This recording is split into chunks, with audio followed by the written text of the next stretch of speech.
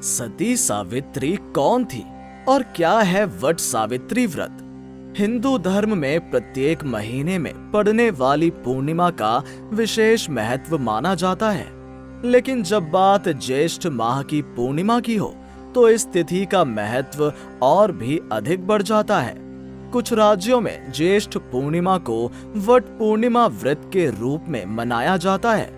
गुजरात, महाराष्ट्र और दक्षिण भारत के कई राज्यों की महिलाएं ज्येष्ठ पूर्णिमा के दिन ही वट सावित्री व्रत रखती हैं। वट वृक्ष का पूजन और सावित्री सत्यवान की कथा का स्मरण करने के विधान के कारण ही ये व्रत वट सावित्री के नाम से प्रसिद्ध हुआ। सावित्री भारतीय संस्कृति में ऐतिहासिक चरित्र माना जाता है। महाभारत एक ऐसा ग्रंथ है जिसमें अनेकों पौराणिक धार्मिक कथा कहानियों का संग्रह है। ऐसी ही एक कहानी है सावित्री और सत्यवान की, जिसका सर्वप्रथम वर्णन महाभारत के वन पर्व में मिलता है। जब वन में गए युधिष्ठिर मार्कंडेय मुनि से पूछते हैं कि क्या कोई अन्य नारी भी द्रौपदी की जैसे पतिव्रता हुई है, जो पैदा तो राजकुल में हुई है पर पतिव्रत धर्म निभाने के लिए जंगल जंगल भटक रही है।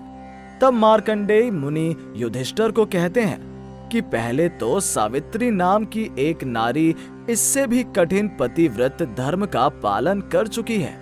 और मुनि युधिष्ठिर को ये कथा सुनाते हैं। मद्र देश के अश्वपति नाम का एक बड़ा ही धार्मिक राजा था, जिसकी पुत्री का नाम सावित्री था। सावित्री जब विवाह योग्य हो गई तब महाराज उसके विवाह के लिए बहुत चिंतित थे। उन्होंने सावित्री से कहा, बेटी, अब तू विवाह के योग्य हो गई है, इसलिए स्वयं ही अपने योग्य वर चुनकर उससे विवाह कर ले। धर्मशास्त्र में ऐसी आज्ञा है कि विवाह योग्य हो जाने पर जो पिता कन्यादान नहीं करता वो पिता निंदनीय है। तब सावित्री शीघ्र ही वर की खोज करने के लिए चल दी। वो राजश्रियों के रमणीय तपोवन में गई। कुछ दिन तक वो वर की तलाश में घूमती रही। एक दिन मद्र राज अश्वपति अपनी सभा में बैठे हुए देवश्री से बातें कर रहे थे। उसी समय मंत्रियों के सहित सावित्री वापस लौटी। तब राजा की सभा में नारद जी भी उपस्थित थे। नारद जी ने जब राजकुमारी के बारे में राजा से पूछा तो राजा ने कहा कि वे अपने वर की तलाश में गई हैं। जब राजकुमारी दरबार में पहुंची तो राजा ने उनसे वर के चुनाव के बारे में पूछा तो उन्हें बताया कि उन्होंने शाल्व देश के राजा के पुत्र जो जंगल में पले बढ़े हैं उन्हें पति रूप में स्वीकार किया है। उनका नाम सत्यवान है। तब नारद मुनि बोले, राजेंद्र, ये तो बहुत खेद की बात है, क्योंकि इस वर में एक दोष है। तब राजा ने पूछा, वो क्या? तो उन्होंने कहा, जो वर सावित्री ने चुना है उसकी आयु कम है। वो सिर्फ 1 वर्ष के बाद मरने वाला है। उसके बाद वो अपना देह त्याग देगा। तब सावित्री ने कहा, पिताजी, कन्यादान एक बार ही किया जाता है। जिसे मैंने एक बार वरण कर लिया है मैं उसी से विवाह करूंगी। आप उसे कन्यादान कर दें। उसके बाद सावित्री के द्वारा चुने हुए वर सत्यवान से धूमधाम और पूरे विधि विधान से विवाह करवा दिया गया। सत्यवान व सावित्री के विवाह को बहुत समय बीत गया। जिस दिन सत्यवान मरने वाला था वो करीब था। सावित्री एक एक दिन गिनती रहती थी। उसके दिल में नारद जी का वचन सदा ही बना रहता था।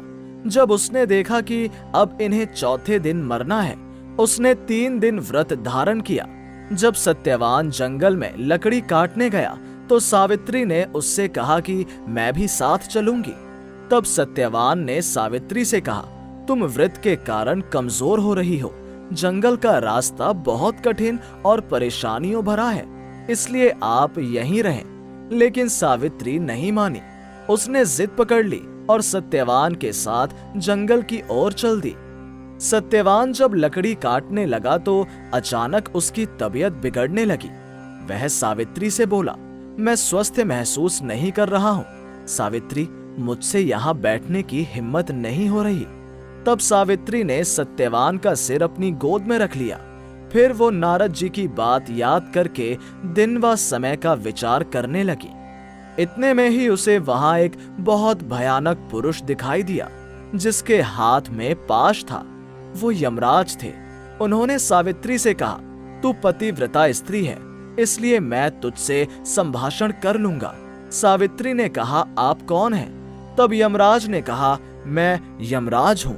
इसके बाद यमराज सत्यवान के शरीर में से प्राण निकालकर उसे पाश में बांधकर दक्षिण दिशा की ओर चल दिए। सावित्री बोली, मेरे पतिदेव को जहां भी ले जाया जाएगा मैं भी वहीं जाऊंगी।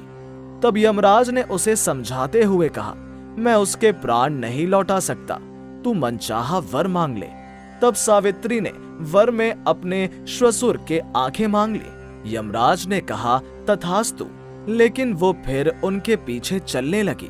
तब यमराज ने उसे फिर समझाया और वर मांगने को कहा। उसने दूसरा वर मांगा कि मेरे श्वसुर को उनका राज्य वापस मिल जाए। उसके बाद तीसरा वर मांगा, मेरे पिता जिन्हें कोई पुत्र नहीं है उन्हें 100 पुत्र हों। यमराज ने फिर कहा, सावित्री, तुम वापस लौट जाओ, चाहो तो मुझसे कोई और वर मांग लो। तब सावित्री ने कहा, मुझे सत्यवान से 100 यशस्वी पुत्र हों। यमराज ने कहा, तथास्तु। यमराज फिर सत्यवान के प्राणों को अपने पाश में जकड़े आगे बढ़ने लगा। सावित्री ने फिर भी हार नहीं मानी। तब यमराज ने कहा, तुम वापस लौट जाओ। तो सावित्री ने कहा, मैं कैसे वापस लौट जाऊं? आपने ही मुझे सत्यवान से 100 यशस्वी पुत्र उत्पन्न करने का आशीर्वाद दिया है। तब यमराज ने सत्यवान को पुनः जीवित कर दिया। उसके बाद सावित्री सत्यवान के शव के पास पहुंची और थोड़ी ही देर में सत्यवान के शव में चेतना आ गई। इसी वट वृक्ष के नीचे सावित्री ने अपने पतिव्रत धर्म से मृत पति को पुनः जीवित कराया था। तभी से ये व्रत वट सावित्री व्रत के नाम से जाना जाता है। वट पूजा से जुड़ी धार्मिक मान्यता के अनुसार तभी से महिलाएं इस दिन को वट अमावस्या के रूप में पूजती हैं।